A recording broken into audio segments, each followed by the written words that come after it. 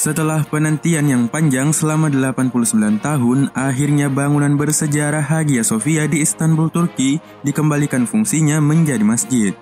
Memasukinya kini cukup dengan berwudu, bukan lagi dengan membayar tiket masuk. Pengadilan Turki mengatakan bahwa pengubahan Hagia Sophia menjadi museum pada tahun 1934 adalah tindakan yang ilegal. Presiden Erdogan juga langsung menandatangani dekret dan memerintahkan pintu Hagia Sophia dibuka untuk ibadah sholat.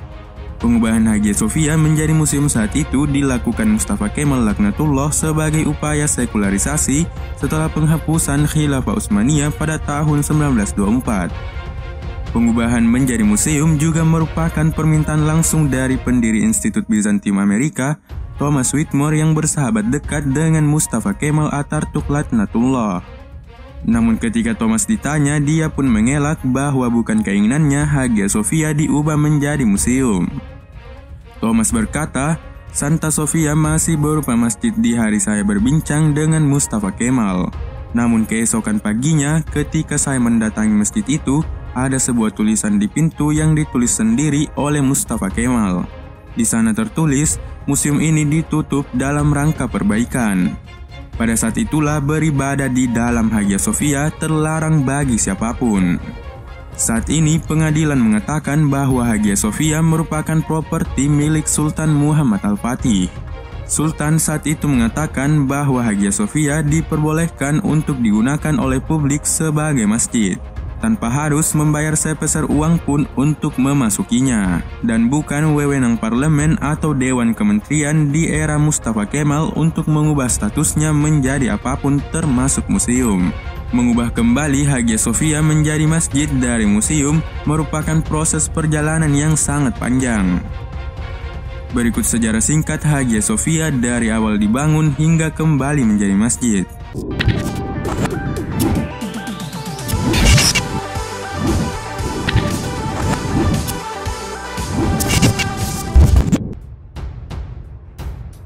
Hagia Sophia atau Hagia Sophia dalam bahasa Turki pada awalnya dibangun sebagai basilika bagi gereja Kristen Ortodoks Yunani.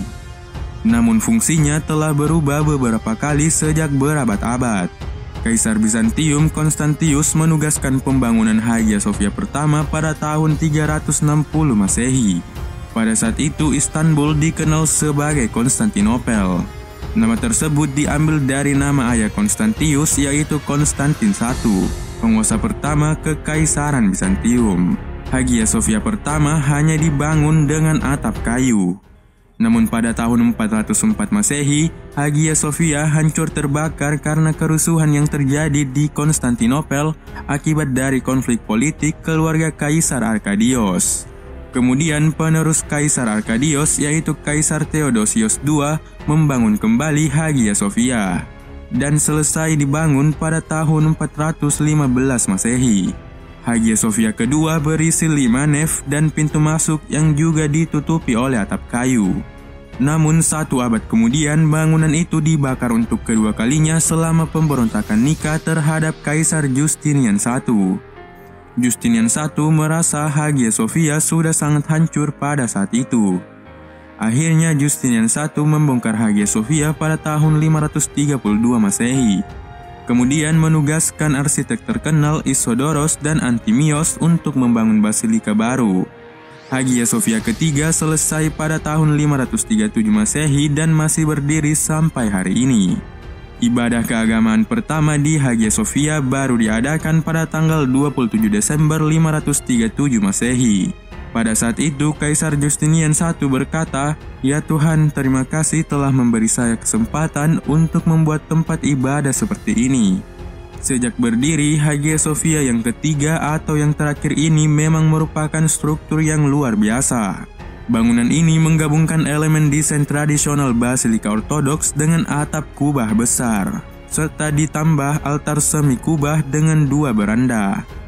Lengkungan pendukung kubah ditutupi dengan mosaik 6 malaikat bersayap yang disebut hexapterigon. Dalam upaya untuk menciptakan basilika agung yang mewakili semua kekaisaran Bizantium, Kaisar Justinian menetapkan bahwa semua provinsi di bawah pemerintahannya mengirim karya arsitektur untuk digunakan dalam pembangunannya. Marmer yang digunakan untuk lantai dan langit-langit diproduksi di Anatolia dan Suriah, sementara batu bata lainnya berasal dari Afrika Utara.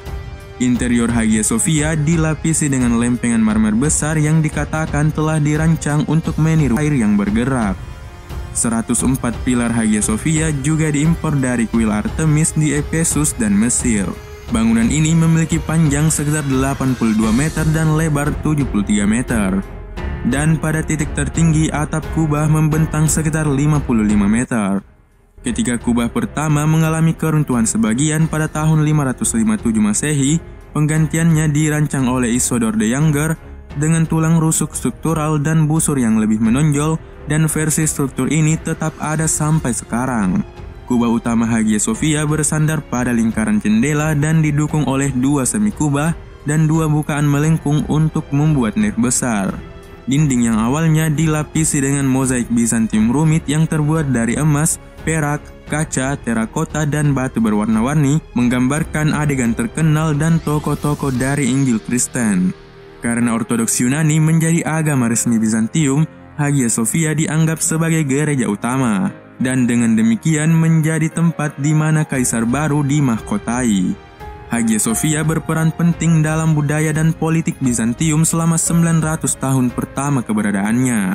Namun selama Perang Salib, kota Konstantinopel termasuk Hagia Sophia berada di bawah kendali Romawi untuk periode singkat di abad ke-13. Hagia Sophia rusak parah selama periode ini, tetapi diperbaiki ketika Bizantium sekali lagi menguasai kota Konstantinopel.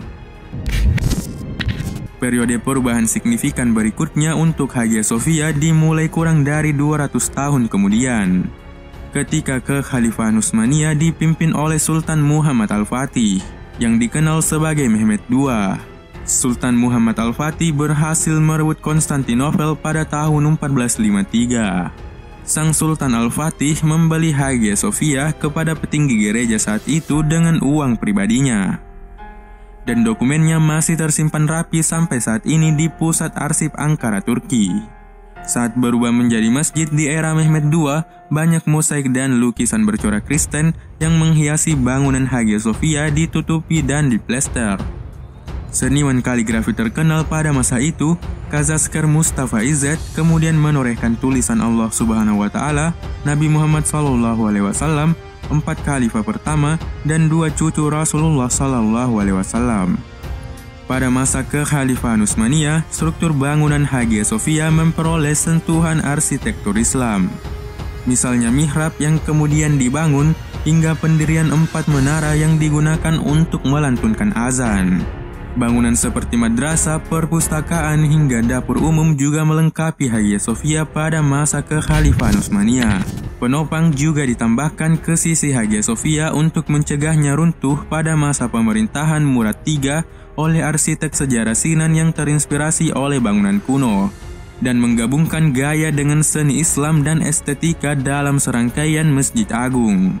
Pada era Kekhalifahan Utsmaniyah, bangunan Hagia Sophia sempat difungsikan menjadi masjid selama 482 tahun. Selepas Kekhalifahan Utsmaniyah bubar dan Turki menjadi negara republik, Hagia Sophia pun kembali beralih fungsi. Pendiri dan presiden pertama Republik Turki, Mustafa Kemal Atatürk Laknatullah, mengubah status Hagia Sophia menjadi museum.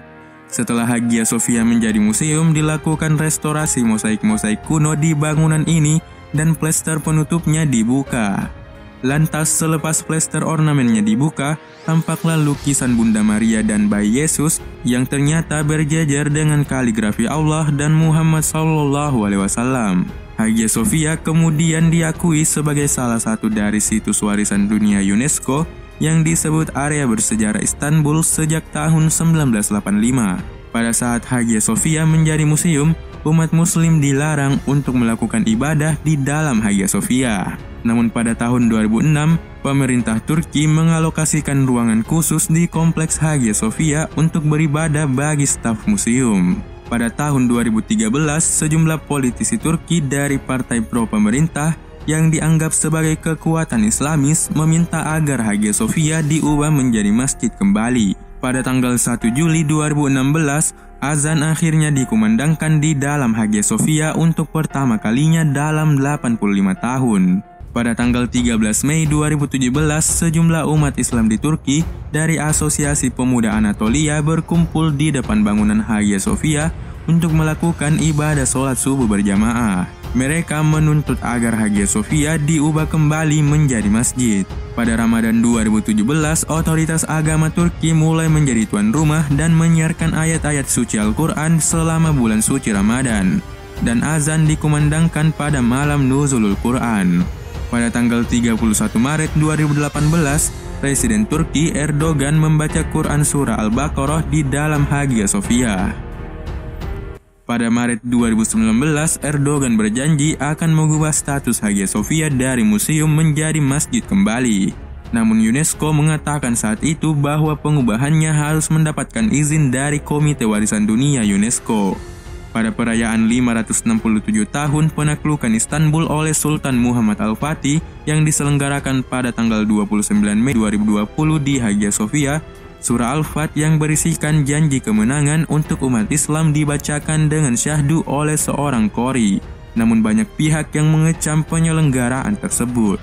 Dan akhirnya pada tanggal 10 Juli 2020, keputusan Dewan Kementerian Turki menyatakan bahwa pengubahan Hagia Sophia menjadi museum pada tahun 1934 adalah tindakan yang ilegal. Presiden Erdogan juga langsung menandatangani dekret dan memerintahkan pintu Hagia Sophia dibuka untuk ibadah sholat. Itulah sejarah singkat mengenai Masjid Hagia Sophia, yang pada saat ini sudah resmi dapat digunakan untuk beribadah. Meskipun Hagia Sophia sudah menjadi masjid, namun seluruh umat manusia tetap bisa masuk ke Hagia Sophia. Dan tentu saja, orang-orang sudah tidak perlu membayar lagi untuk masuk ke sana. Semoga seluruh umat Islam di dunia selalu dalam lindungan Allah Subhanahu wa Ta'ala, terutama Presiden Turki Erdogan. Thank you for watching and see you in the next video. Nonton video berikutnya. Selain Hagia Sophia, inilah 7 gereja yang diubah menjadi masjid hingga saat ini.